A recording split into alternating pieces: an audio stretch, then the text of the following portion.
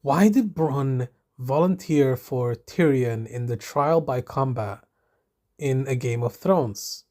Now, for those of you that don't know, Catelyn Stark took Tyrion captive and traveled to the Vale of Arryn and presented him to Lysa Arryn, who had sent Catelyn Stark a letter to Winterfell alleging that the Lannisters murdered her husband, Jon Arryn, with poison, and they planned to kill Bran in the future with this knife. Now, moving on, she takes him captive to the Vale of Arryn, and then there's a trial by combat because Tyrion knows that the lords of the Vale of Arryn and the lord of the Vale of Arryn, the liege lord, which is Robin Arryn, he would have killed him just for sport, for entertainment, for pleasure, for just childish wit. But the plan was to push Tyrion through the moon door. The moon door is basically a massive hole in the ground inside the Vale of Arryn where you just fall through and you die. Because of, if you fall from a massive height, you die. But, anyways, Bronn decides to volunteer for Tyrion because Tyrion demands a trial by combat because he had nothing. He was a sellsword. He was a mercenary. And he was fighting for Catelyn Stark because she was willing to give him silver, money for his services, gold.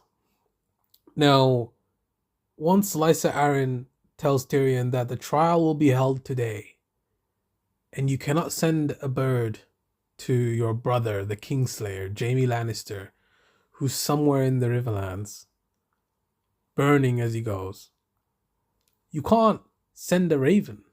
The trial needs to happen today. Now, Tyrion was talking with Bronn a lot when they were traveling to the Vale of Arryn with Catelyn Stark. He was talking with him in hushed voices. Tyrion was even riding his own horse. He had his own weapon. He had his own axe. He didn't look like a prisoner when he first arrived at the Vale of Arryn. Now, what does that suggest?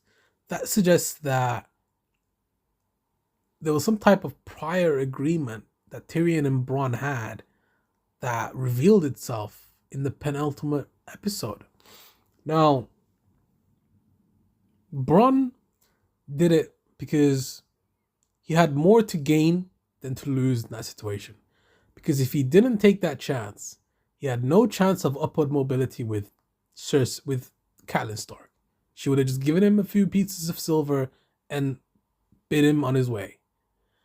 But by giving his allegiance to Tyrion of the House Lannister, he kind of guaranteed his own upward mobility, his own advancement in the world. He had nothing anyway, so if he died, it didn't really matter. But if he succeeded, he could one day hope to become a knight, a lord of a castle somewhere in the Riverlands, in the West, or whatever, Now that was the reason why he volunteered. And he ended up winning that battle through his wit and experience and skill with a sword. And he wins Tyrion's freedom. Now, even after they win the trial by combat, heading back through enemy lines, the mountain clans and the and the and all the predators, and the mountains and the bobcats and shadow cats, which is what they call, I don't know, lions or something. But as the story progresses, Tyrion just starts to show more wit and experience and intelligence. I remember one part where he said to Bronn, "You were low-born scum." It's like, you're not very happy that he's happy that he saved him from death, but he's still kind of obviously knows that Bronn is just an opportunist. He didn't do it because he didn't do it because Tyrion was his friend or something.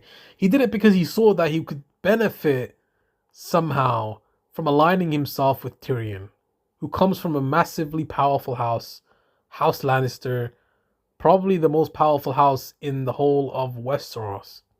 They have gold, they have a massive army, they have experience, they have a seasoned battle commander in Tywin Lannister. Everything is kind of going in that direction, and they're very politically aware, and they know when to fight their battles and when not. So their reputation is very, it's very excellent. Like, it's a very nice reputation. Like, it's a reputation that you can fear, that you can be scared of. That's why he aligned himself with Tyrion, because he knew that he could get something out of it more than he would have gotten with Catelyn Stark. So in A Clash of Kings, Bronn ends up becoming Lord Commander of the City Watch. So he controls the City Watch. He controls the gold cloaks effectively, and they got rid of Janos Slynt, who was the person that killed babies because they were bastards, but that's another story. So Bronn is a monster and an opportunist, a cutthroat, a mercenary. He's not a good person by any means. That's also shown in the first book when he cuts Chiddick's throat, his his companion, because he was injured or wounded, and he slit his throat to put him out of his misery. Tyrion and Bronn kind of argue about that. There's some dialogue in the first book, A Game of Thrones. In the chapter of Tyrion, they argue about that. They say Tyrion's not happy that he did it. He doesn't trust him. But Bronn did it because he knew that he could get something out of Tyrion, where with Catelyn Stark, she wouldn't really give him much out of the situation. And the battle with Savardis Egan was a very close battle. Like, he almost died in that duel many times.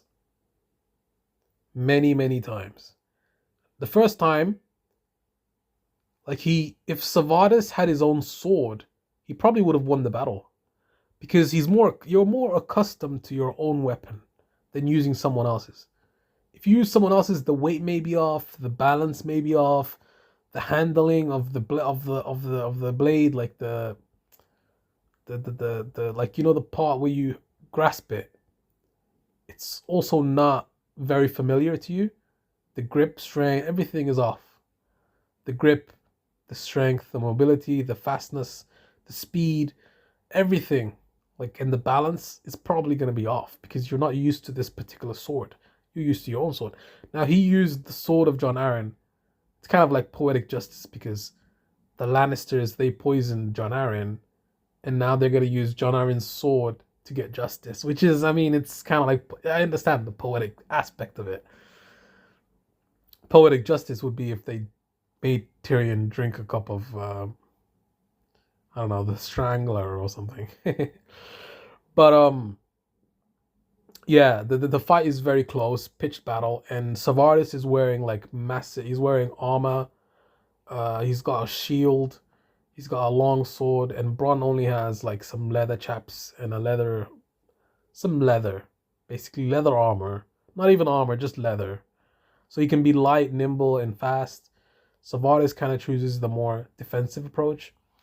Now, the battle starts, and Bronn is just hacking away at Savardis from the outside and running away from him and making him get tired because he's wearing all that armor and heavy armor. So that's going to slow him down, which is a very smart strategy. He's playing the Matador and the Bull. The Bull and the Matador, right? That kind of game. He's playing that kind of game, which is a very dangerous one, right? Because one false move and you're dead. One mistake, tiny mistake, and you're dead. I was very on edge when I was watching that, when I was listening to that chapter. Like, The book does a much better job of illustrating it, but I also like watching it as well. Bronn's character was very well done in the first season. And Tyrion, yeah, everything was very well done. The story, the character, the dialogue, the narration, everything was very well done. And then the fight concludes with Bronn killing Savaris.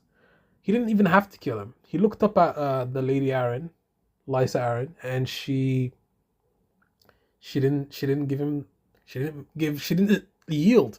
She didn't yield. So Bronn had to kill the guy. And that was it.